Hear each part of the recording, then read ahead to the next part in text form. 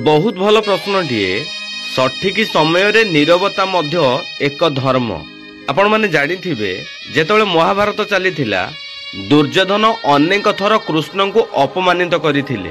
सेतेबेले धर्मराज युधिष्ठिर एहाकु सह्य करि नैथिले, कारण युधिष्ठिर को सामना रे दुर्योधन कृष्ण को अपमानित मध्य करुथिले।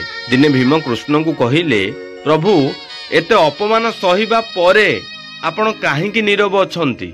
आपण दुर्योधन को काहेकि दंड देउ नाहंती? भीम को कथा सुनी कृष्ण स्मित हस देई कहउछंती, हे पवन पुत्र भीमसेन, ए पृथ्वी रे भूमिकंप हेबा पूर्वरु पृथ्वी नीरव रही थाए। वज्रपात पूर्वरु मेघ गुड़िक नीरव रुहंती। दिने कृष्ण को भीम पचारुछंती, हे केशव, नीरवता कौन गोटे शक्ति? उत्तर रे कृष्ण कहउछंती, जेउठारे जुक्ति विफल हेबो सेठारे नीरवता ही प्रकृत रे धर्म हेई जीवो। Download ShareChat.